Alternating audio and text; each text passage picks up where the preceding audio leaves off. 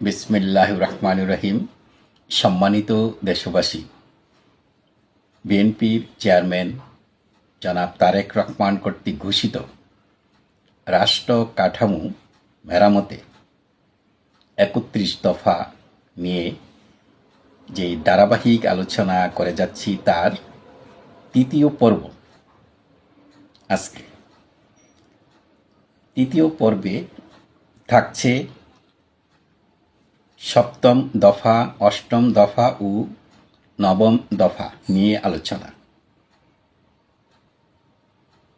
জনাব তারেক রহমানের যেই ৩১ দফা, এর সপ্তম দফায় রয়েছে সংবিধানের ৭০ অনুচ্ছেদ সংশোধন।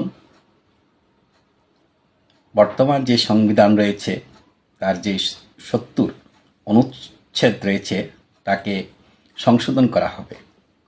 অষ্টম যে দফা তাতে রয়েছে নির্বাচন কমিশন ও নির্বাচন ব্যবস্থা সংস্কার এবং সংশ্লিষ্ট আইন ও বিধি সংশোধন। নবম দফায় রয়েছে স্বচ্ছতা নিশ্চিতকরণে সকল রাষ্ট্রীয় সাংবিধানিক ও সংবিধিবদ্ধ প্রতিষ্ঠানের পুনর্গঠন ও শক্তিশালীকরণ। দর্শকবৃন্দ, আসন্ন ত্রয়োদশ জাতীয় সংসদ নির্বাচনে বাংলাদেশ জাতীয়তাবাদী দল সংখ্যাগরিষ্ঠতা অর্জন করতে সক্ষম হলে অবশ্যই রাষ্ট্র গঠন করবে এবং জনাব তারেক রহমান দেশের প্রধানমন্ত্রীর যেই দায়িত্ব তা